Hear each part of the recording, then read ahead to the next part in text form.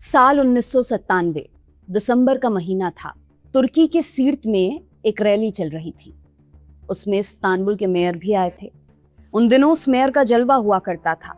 उसको भविष्य के प्रधानमंत्री के तौर पर देखा जा रहा था। लेकिन फिर उसने एक कविता पढ़ी और सब चौपट हो गया। कविता कुछ यूं थी: मस्जिदें हमारी बैरक हैं, गुंबद हमारा कवच, मीनारे हमारी संगीने हैं और मोमिन हमारे सिपाही।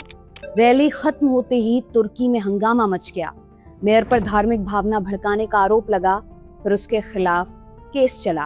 कोर्ट ने उसको 10 महीने की सजा सुनाई और चुनाव लड़ने पर बैन लगा दिया। उसको मेयर की कुर्सी भी छोड़नी पड़ी थी। ऐसा लग रहा था मेयर का मरसिया पढ़ा जा चुका है। उसका पॉलिटिकल करियर खत्म मान लिया गया था। लेकिन कुछ ही बरसों के भीतर कहानी बदल गई। 2002 आते आते फिनिक्स ने दूसरा जन्म ले लिया था। उसकी पार्टी देश की सरकार चला रही थी। 2003 तक देश की कमान उसके हाथों में थी। एक बार वो कुर्सी पर बैठा तो फिर उतरने का नाम नहीं लिया। आज के दिन वो तुर्की का सर्वे सर्वा है। कुछ लोग उसको तानाशाह कहते हैं और कईयों के लिए वो नए दौर का खलीफा है। उस शख्स का नाम है Recep Tayyip Erdogan, the president of the republic of Turkey. Erdogan 23 वर्षों से तुर्की चला रहे हैं। इस दरमियान कई उतार चढ़ाव आए।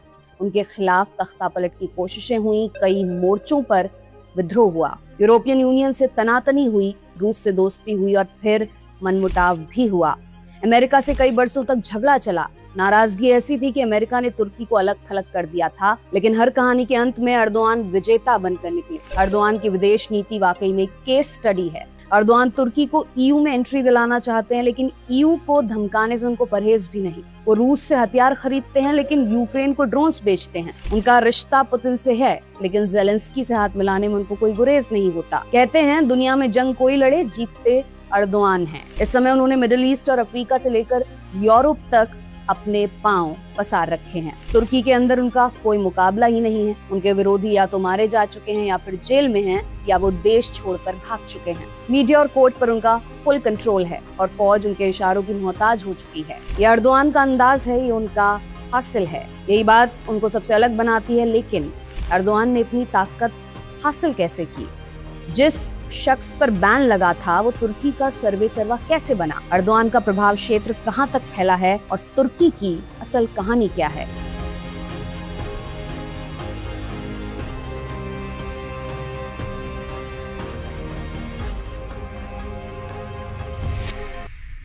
तुर्की उन चुनिंदा देशों में है जो 2 महाद्वीपों पर बसे हैं। उसकी 96% जमीन एशिया में है, बाकी का हिस्सा यूरोप में है। टोटल एरिया 7,83,000 वर्ग किलोमीटर है। गुजरात, राजस्थान और हरियाणा को मिलाकर जितनी जमीन होगी तुर्की उतना ही बड़ा है। तुर्की की लोकेशन भी काफी अहम है। अंकारा राजधानी है, लेकिन सबसे बड़ा शहर है इस्तांबुल। ये इकलौता ऐसा शहर है जो 2 महाद्वीपों के बीच बटा हुआ है। इस्तांबुल ही तुर्की को यूरोप से जोड़ता है। इसका वेस्टर्न बॉर्डर ग्रीस और बुल्गारिया से लगा है। इस्तांबुल दुनिया के सबसे ऐतिहासिक शहरों में से है। इसको एक समय कुंस्तुंतुनिया या कॉन्स्टेंटिनोपल के नाम से जाना जाता था। ये ईसाई साम्राज्यों की शान था, लेकिन 1453 में ऑटोमन साम्राज्य ने इस पर कब्जा कर लिया और इसको अपनी राजधानी बना दिया। इस्लामी खिलाफत की हुकूमत यहीं से चलती थी। तुर्की के उत्तर में ब्लैक सी है और दक्षिण में मेडिटेरियन सी। इन समंदरों को बॉस्फोरस और डार्डेनेल स्ट्रेट्स जोड़ते हैं। तुर्की इन दोनों स्ट्रेट्स को कंट्रोल करता है। रूस, यूक्रेन, रोमानिया, बुल्गारिया और जॉर्जिया जैसे देशों का ज्यादातर ट्रेड इन्हीं स्ट्रेट्स के जरिए होता है। तुर्की नेटो के शुरुआती मेंबर्स में से है। वो इकलौता ऐसा मेंबर है जिसकी जमीन एशिया में भी है। कोल्ड वॉर के दौर में तुर्की फ्रंटलाइन का देश था। तब नेटो ने उसकी जमीन पर परमाणु हथियार तैनात किए थे। अभी भी उसके यहाँ लगभग 50 न्यूक्लियर बॉम्ब रखे हैं।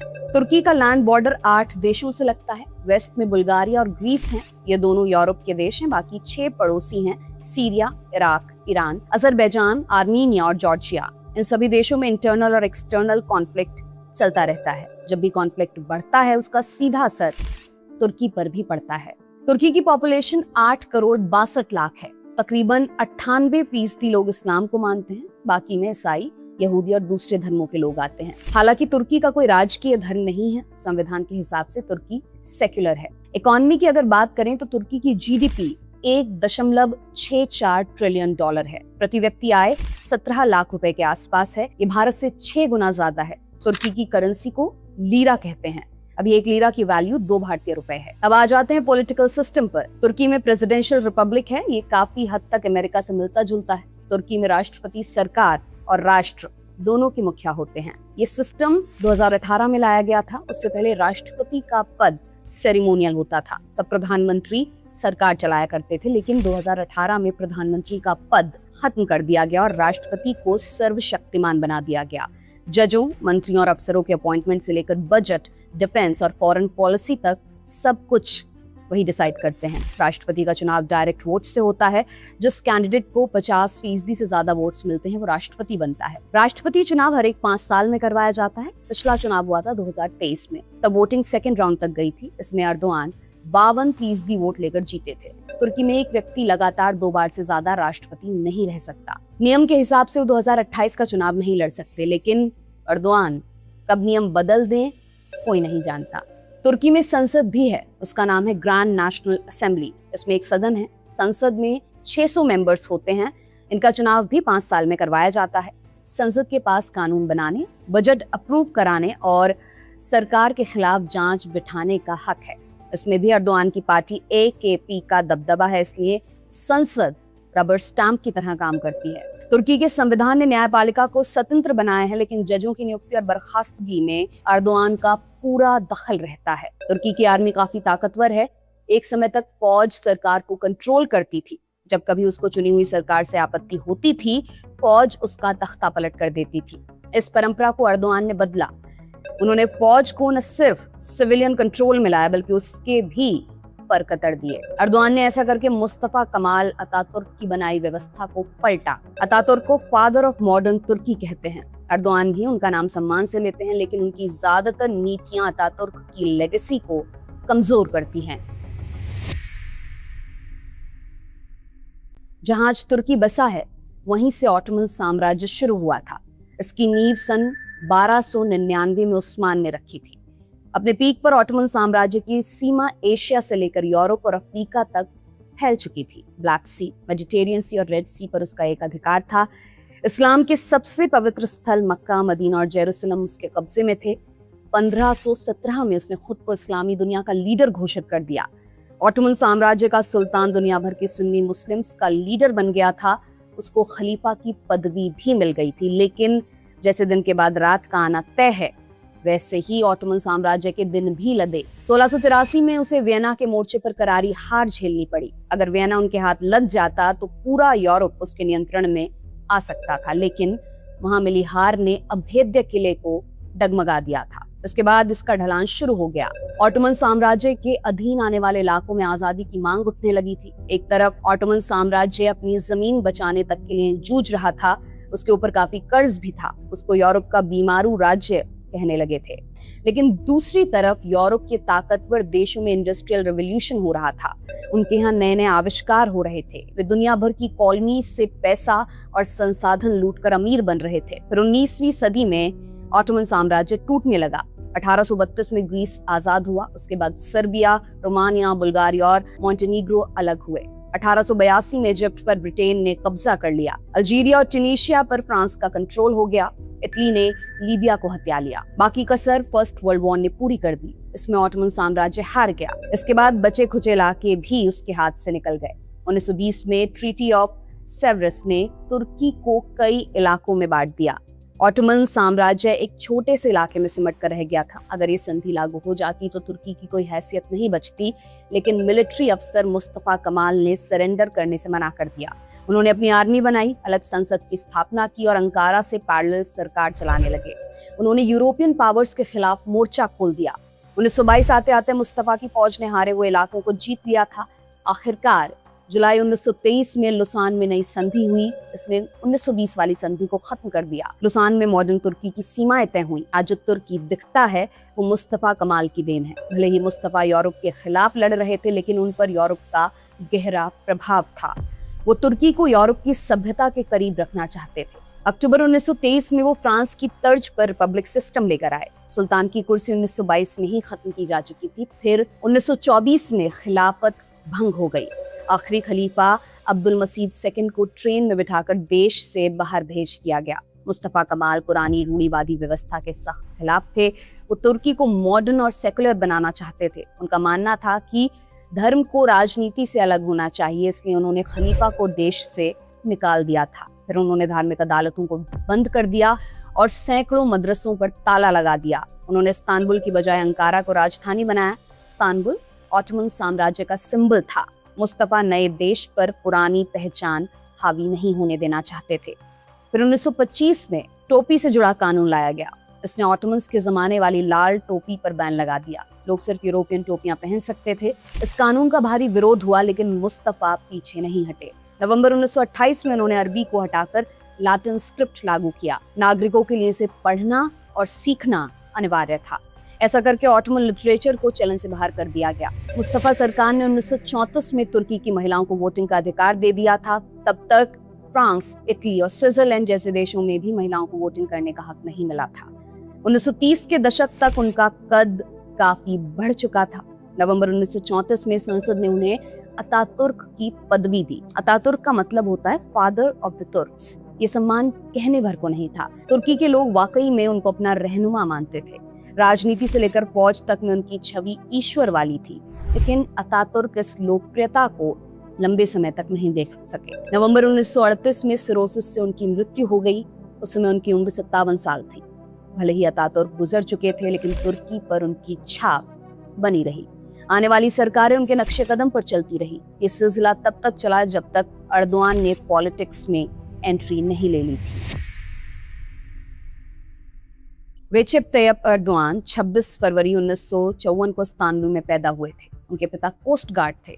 उनकी सैलरी में सारी सुख सुविधाएं देना मुश्किल था। अर्दोआन को खर्च निकालने के लिए छोटे मोटे काम करने पड़ते थे, लेकिन लोअर मिडिल क्लास के बच्चों के लिए नॉर्मल बात थी। अर्दोआन की शुरुआती पढ़ाई लिखाई मदरसे में हुई। उस दौर में धार्मिक स्कूलों को दोयम दर्जे का माना जाता था। फिर भी अर्दोआन ने रिस्क लिया और उसी रास्ते से आगे बढ़े। जब वो बड़े हो रहे थे, उनकी दिलचस्पी फुटबॉल और पॉलिटिक्स में जगने लगी थी। फुटबॉल उनका पहला प्यार था, लेकिन पिता के दबाव और राजनीतिक उठापटक के बीच फुटबॉल पीछे छूट गया। 1970 के दशक में अर्दोआन स्टूडेंट पॉलिटिक्स में हिस्सा लेने लगे थे। वो नेकमेटिन एर्बाकान से काफी प्रभावित थे। एर्बाकान इस्लाम की राजनीति करते थे। अर्दोआन को उनका साथ काफी पसंद आया। अर्दोआन मेहनती थे, उन्हें टीम वर्क आता था। वो गरीबों की आवाज उठाना जानते थे और उन्होंने एर्बाकान की पार्टी को आम लोगों के बीच पहुंचा दिया। इस वजह से पार्टी ने उनको हाथों हाथ लिया। 1994 में उन्होंने अर्दोआन को इस्तांबुल के मेयर इलेक्शन का कैंडिडेट बना दिया। इस्तांबुल तुर्की की सेकुलर इमेज का सिंबल था। इस शहर का ज्यादातर हिस्सा यूरोप वाली साइड में है। वहाँ के लोगों के लिए इस्लामी शासन बीते जमाने की बात थी। ऐसे शहर में कट्टरपंथी नेता का जीतना संभव लगता था, लेकिन अर्दोआन ने चुनाव जीतकर सबको चौंका दिया। मेयर के तौर पर अर्दोआन ने शानदार काम किया। उन्होंने पानी की सप्लाई ठीक कराई, कचरे के पहाड़ से निजात दिलाई और मेट्रो नेटवर्क को मॉडर्न बनाने पर ध्यान दिया। इससे उनकी इमेज एक काबिल एडमिनिस्ट्रेटर की बनी। जो लोग उन्हें नापसंद करते थे, वो भी उनको स्वीकार करने लगे। फिर 1996 में अर्दोआन के गुरु एर्बाकान तुर्की के प्रधानमंत्री बन गए। इससे अर्दोआन का काम आसान होने वाला था, लेकिन एर्बाकान की सरकार ज्यादा समय तक नहीं चल पाई। उन दिनों फौज चुनी हुई सरकार से ज्यादा ताकतवर हुआ करती थी। वो खुद को सेकुलर तुर्की का गार्डियन कहती थी।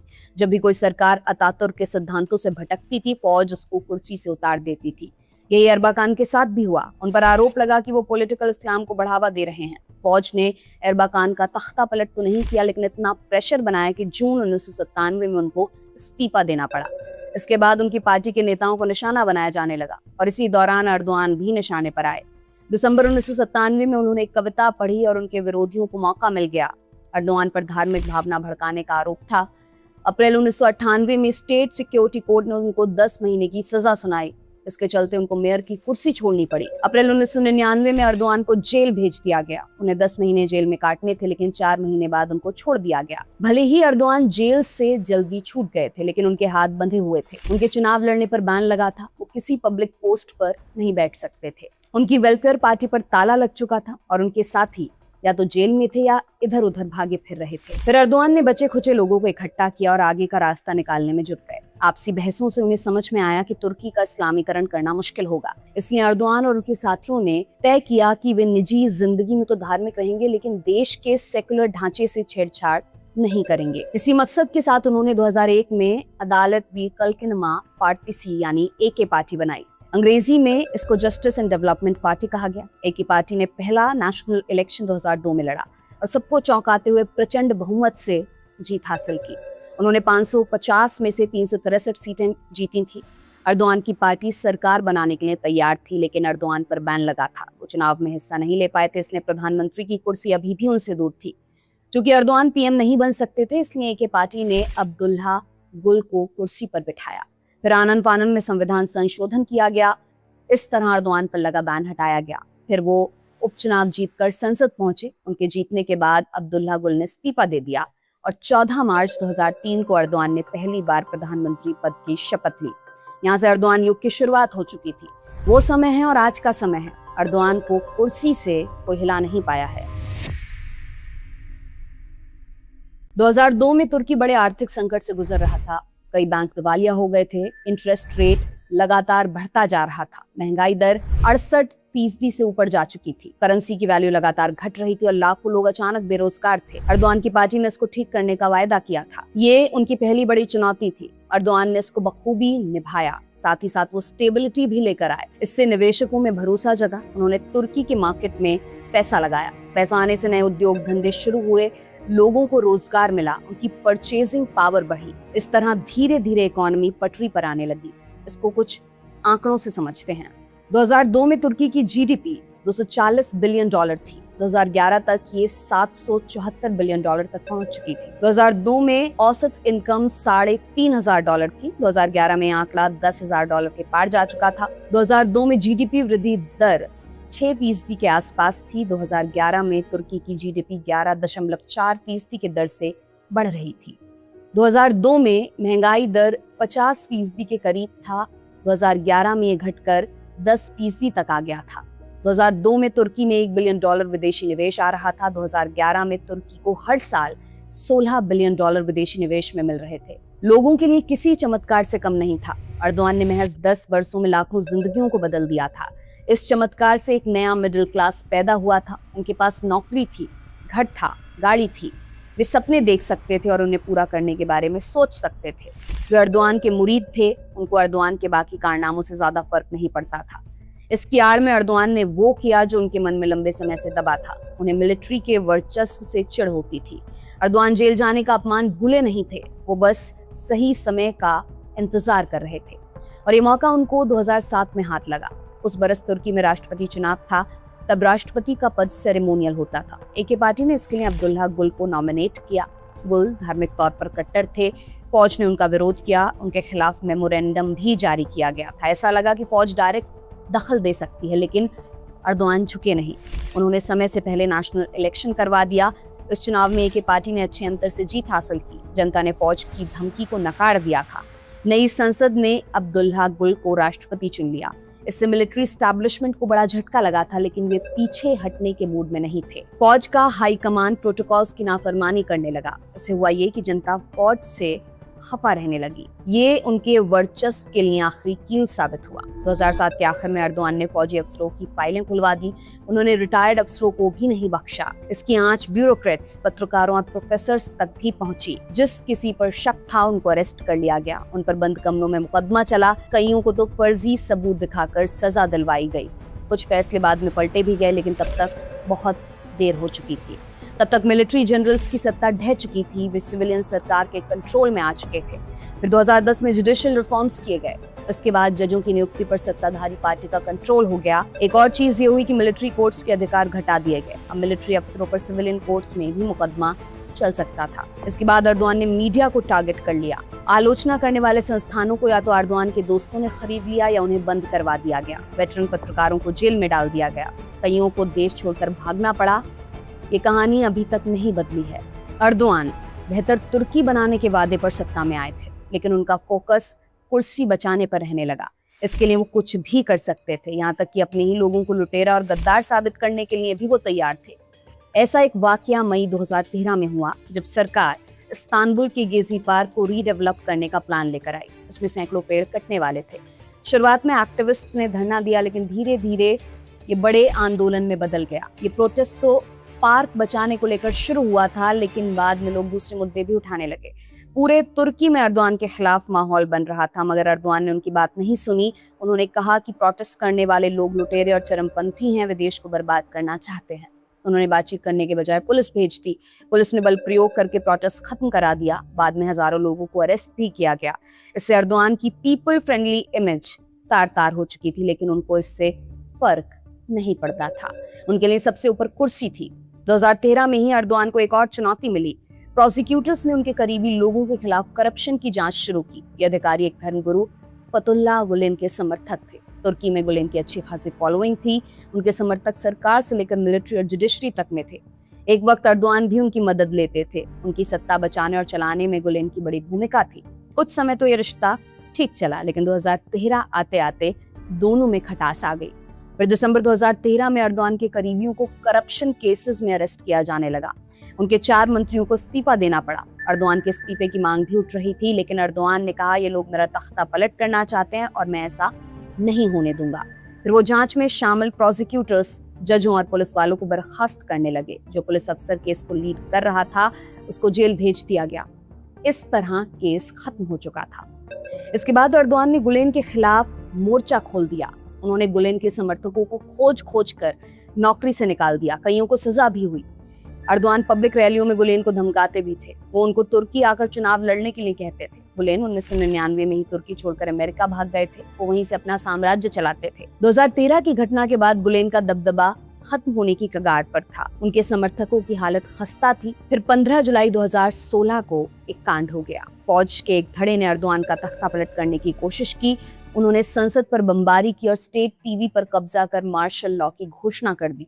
उस वक्त एर्दोआन राष्ट्रपति थे। तुर्की में कोई व्यक्ति लगातार 2 बार से ज्यादा प्रधानमंत्री नहीं रह सकता था, इसलिए 2014 में एर्दोआन राष्ट्रपति बन गए थे। हालांकि सरकार उन्हीं के इशारों पर चलती थी। जिस रोज तख्ता पलट की कोशिश हुई, एर्दोआन छुट्टियां मना रहे थे। विद्रोही सैनिकों ने हेलीकॉप्टर से उनके होटल पर भी हमला किया, लेकिन तब तक एर्दोआन होटल से निकल चुके थे। निकलते ही उन्होंने CNN तुर्क के एंकर को वीडियो कॉल किया और उससे कॉल को लाइव दिखाने के लिए कहा। एर्दोआन ने लोगों से बाहर निकलने की अपील की। उन्होंने कहा कि ये मेरी जानकारी के बिना हो रहा है, मैं आपके साथ सड़क पर उतरकर विरोध करूंगा। इसके बाद एर्दोआन के समर्थक सड़क पर उतर गए। उन्होंने सुबह तक तख्ता पलट की चाल को असफल कर दिया था। एर्दोआन फिर से बचकर निकल आए थे, लेकिन इस बार उनको गहरी चोट लगी थी। उन्होंने तय किया कि अब इन्हें सिर उठाने का मौका नहीं दूंगा। 20 जुलाई 2016 को एर्दोआन ने इमरजेंसी लगा दी। उन्होंने तख्ता पलट का आरोप गुलेन पर लगाया। फिर गुलेन गुट के खिलाफ पर्ज कैंपेन शुरू हुआ। 1.5 लाख सरकारी स्टाफ को नौकरी से निकाला गया। 4000 से ज्यादा प्रोसिक्यूटर्स और जजों को बर्खास्त किया गया। 150 से ज्यादा मीडिया संस्थानों पर ताला लगाया गया। हजारों गुलेन समर्थकों को अरेस्ट किया गया। उनकी संपत्तियों को जब्त कर लिया गया। इसके बाद गुलेन के खिलाफ अरेस्ट वारंट निकाला गया। तुर्की ने उनके प्रत्यर्पण की मांग रखी, लेकिन अमेरिका इसको टालता रहा। आखिरकार अक्टूबर 2024 में गुलेन की अमेरिका में ही मृत्यु हो गई। बहरहाल 2016 के तख्ता पलट ने एर्दोआन को अपनी मनमानी थोपने का बहाना दे दिया था। 2017 में उन्होंने एक नया जनमत संग्रह कराया। इसमें प्रेसिडेंशियल सिस्टम को मंजूरी मिल गई। इसके तहत प्रधानमंत्री की कुर्सी को खत्म कर दिया गया और राष्ट्रपति की कुर्सी को सबसे शक्तिशाली बना दिया गया। नए सिस्टम में पहला चुनाव 2018 में हुआ। इसमें एर्दोआन को जीत मिली। अब की बार उनके पास एब्सोल्यूट पावर्स थे। इसका इस्तेमाल उन्होंने खुद को अजेय बनाने के लिए किया। जैसे ही विपक्ष मुखर होता या कोई नेता टक्कर देने की स्थिति में पहुंचता, उसको ठिकाने लगा दिया जाता था। ऐसे ही एक नेता थे अकरम इमामोग्लू। वो एर्दोआन के कैंडिडेट को हराकर इस्तांबुल के मेयर बने थे। बहुत जल्द वो देश भर में पॉपुलर होने लगे। इस्तांबुल एर्दोआन की नाक का सवाल था। इस हार ने उनको परेशान कर दिया। फिर मार्च 2025 में इमामोग्लू के खिलाफ एक दिलचस्प आरोप लगा। उनकी यूनिवर्सिटी का डिप्लोमा फर्जी बताया गया। कोर्ट ने उनकी डिग्री खारिज कर दी। बिना ग्रेजुएशन की डिग्री के वो मेयर नहीं रह सकते थे। उन्हें कुर्सी छोड़नी पड़ी, लेकिन इतने से एर्दोआन को संतोष नहीं हुआ। आने वाले दिनों में इमामोग्लू पर करप्शन, क्रिमिनल गैंग्स चलाने और घूसखोरी समेत कई गंभीर इल्जाम लगे। उनको अरेस्ट कर जेल में डाल दिया गया। अभी तक इमामोग्लू जेल में बंद हैं। हाल फिलहाल में उनके बाहर निकलने का कोई चांस नहीं है। एर्दोआन ने घर के अंदर तो अपना एक अधिकार जमा लिया था, लेकिन उनका सपना ग्लोबल लीडर बनने का था। इसके लिए दूसरों के पटे में टांग अड़ाना जरूरी था। एर्दोआन ने ये काम बहुत पहले शुरू कर दिया था।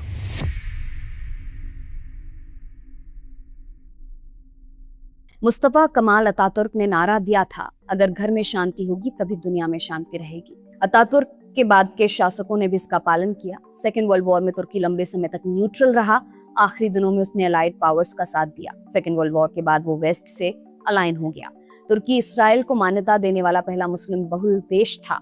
फिर अपनी सुरक्षा सुनिश्चित करने के लिए उसने 1952 में नेटो ज्वाइन कर लिया। तुर्की ने वेस्टर्न इंटरेस्ट में अपना इंटरेस्ट ढूंढ लिया था, लेकिन अर्दोआन ने अलग रास्ता चुना। जहां अतातुर्क ऑटोमन साम्राज्य से पीछा छुड़ाना चाहते थे, वहीं अर्दोआन पुराने दौर को वापस लौटाने की बात करते थे। उनका मानना था कि तुर्की के पास हर वो चीज है जिससे वो ग्लोबल लीडर बन सकता है। जैसे ही सत्ता पर उनकी पकड़ मजबूत हुई, उन्होंने दूसरे देशों के विवादों में घुसना शुरू कर दिया। पिछले 15 वर्षों में तुर्की ने इराक, सीरिया, लीबिया और अजरबैजान के कॉन्फ्लिक्ट्स में डायरेक्ट दखल दिया है। उसने इथियोपिया, यूक्रेन और पाकिस्तान को हथियार बेचे हैं। इसके अलावा अर्दोआन ने इसराइल, हमास और रूस यूक्रेन वॉर में मध्यस्थता की पहल भी की है। अर्दोआन का मकसद तुर्की की फॉरेन पॉलिसी को इंडिपेंडेंट बनाने पर था। वो इसमें काफी हद तक कामयाब हुए हैं। एक तरफ तुर्की नेटो का मेंबर है और ईयू में शामिल होने की कोशिश कर रहा है, और दूसरी तरफ वो चीन और रूस से गलबहियां भी करता है। तुर्की ने 2017 में रूस से एयर डिफेंस सिस्टम खरीदने की डील की थी। अमेरिका उसको धमकाता रहा, फिर भी उसने डील कैंसिल नहीं की। आखिर में अमेरिका को झुकना पड़ा। जो अमेरिका पहले F-35 फाइटर जेट बेचने से मना कर रहा था, अब वो खरीदने के लिए मना रहा है। इसके बदले तुर्की रशियन डिफेंस सिस्टम को हटाने के लिए तैयार हो गया है। अर्दोआन ने तुर्की को चीन के बेल्ट एंड रोड इनिशिएटिव में शामिल कराया है। बेल्ट एंड रोड इनिशिएटिव के जरिए चीन दुनिया भर में ट्रांसपोर्ट और इंफ्रास्ट्रक्चर का नेटवर्क खड़ा कर रहा है। ये पश्चिमी देशों के वर्चस्व को चुनौती देगा, फिर भी तुर्की ने इसकी परवाह नहीं की। अर्दोआन ने हमास की लीडरशिप को अपने यहाँ जगह दी है। उन्होंने कई मौकों पर फिलिस्तीन का समर्थन किया है। वो अक्सर इसराइल को वॉर क्रिमिनल कहते हैं, तब भी अमेरिका कुछ नहीं कर पाता। जब रूस ने यूक्रेन पर हमला किया, तब पश्चिमी देशों ने एक सुर में इसकी निंदा की थी। उन्होंने रूस पर प्रतिबंध भी लगाए थे, लेकिन तुर्की ने ऐसा करने से मना कर दिया था। इसके अलावा तुर्की के ईरान से भी अच्छे संबंध रहे हैं। इन सब के बावजूद तुर्की को अलग थलग नहीं किया जा सका है, लेकिन उसके पास ऐसा क्या है जिससे वो हर बार बच निकलता है? इसके 3 बड़े कारण हैं। Number 1, location. तुर्की यूरोप को एशिया से जोड़ता है। उसका बॉर्डर इराक, ईरान और सीरिया से लगा है। वो रूस के दक्षिण में बैठा हुआ है। तुर्की बॉस्फोरस और डार्डनल स्ट्रेट को कंट्रोल करता है। रूस और यूक्रेन के ट्रेड का एक बड़ा हिस्सा इसी रास्ते से गुजरता है, इसलिए तुर्की को इग्नोर करना संभव नहीं है। Number 2, refugee crisis. जब भी मिडिल ईस्ट में कोई युद्ध होता है, शरणार्थियों का हुजूम यूरोप की तरफ भागता है। उनके लिए यूरोप पहुंचने का सबसे आसान रास्ता तुर्की से होकर गुजरता है। जैसे सीरिया के सिविल वॉर के दौरान हजारों लोग यूरोप भाग रहे थे। इसके चलते शरणार्थी संकट पैदा हो गया। फिर 2016 में ईयू को तुर्की के साथ सौदा करना पड़ा। उसने तुर्की को पैसे दिए और कहा कि आप लोग आगे मत आने दो। तुर्की ने उस वक्त तो डील कर ली, लेकिन वो कभी भी शरणार्थियों के लिए दरवाजे खोल सकता है। अर्दोआन समय समय पर इसकी धमकी देते रहते हैं। तुर्की के पास तीसरा लेवरेज है डिप्लोमेसी का। तुर्की कई कॉन्फ्लिक्ट्स में खुद एक पार्टी है, कईयों में वो मीडिएटर की भूमिका निभा रहा है। रूस यूक्रेन वॉर में पीस टॉक्स हो या कैदियों की अदला बदली हो, तुर्की दोनों के बीच पुल बना हुआ है। सोमालिया और इथियोपिया के विवाद में अर्दोआन ने मध्यस्थता कराई है। इसके अलावा तुर्की की पहुंच इसराइल फिलिस्तीन विवाद में है। इससे तुर्की को अपनी बातें मनवाने का लेवरेज मिल जाता है, क्योंकि उसको दरकिनार करके शांति की उम्मीद नहीं की जा सकती। आप तुर्की से नाराज हो सकते हैं, उसकी नीतियों से असहमत भी हो सकते हैं, लेकिन जियोपॉलिटिक्स में उसको नजरअंदाज नहीं किया जा सकता। अर्दोआन ये बात अच्छी तरह से जानते हैं और वो इसी मजबूरी का फायदा उठा रहे हैं। लेकिन क्या अर्दोआन ऐसा करके ग्लोबल लीडर बन सकते हैं? इसका सीधा सा जवाब है नहीं।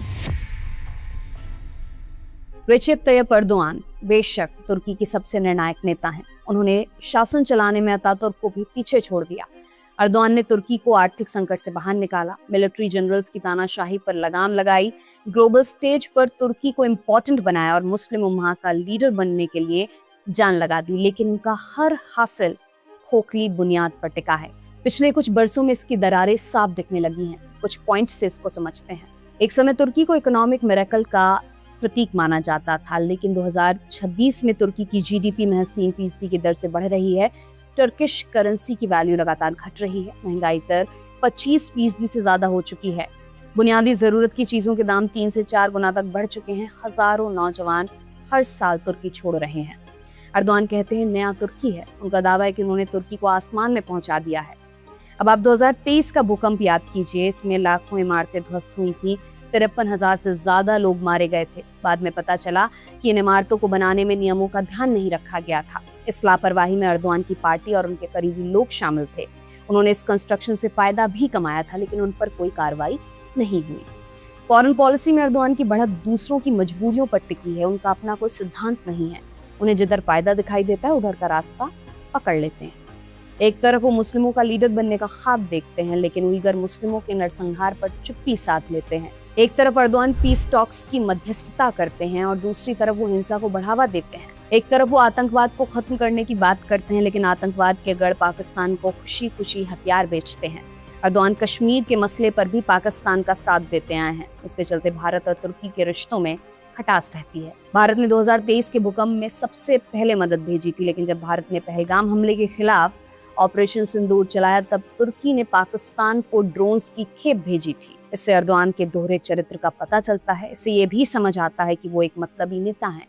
उनका साम्राज्य ताकत, दमन और गुलाम मीडिया के बदौलत टिका है। जिस दिन ये बनावटी आभा मंडल टूटा, ये साम्राज्य भी बिखर जाएगा। तुर्की ने बहुत लंबे समय से एर्दोगान के अलावा किसी और का शासन नहीं देखा है। विपक्ष को तो छोड़िए, सत्ताधारी पार्टी के अंदर एक नेता तक नहीं पनप सका है। ये तुर्की के लिए सबसे बड़ी मुसीबत बन सकता है। आप एर्दोगान के बारे में क्या सोचते हैं, हमें कमेंट करके बताइएगा। अगर वीडियो पसंद आया हो तो इसको लाइक और शेयर करते रहिए। हमारे चैनल क्यूरिस्तान को सब्सक्राइब भी कर लीजिए। ये तमाम जानकारी आपके लिए लेकर आए थे अभिषेक कुमार। नए वीडियो में एक नई कहानी के साथ फिर मिलूंगी। तब तक के लिए मुझे विदा दीजिए। बहुत बहुत शुक्रिया।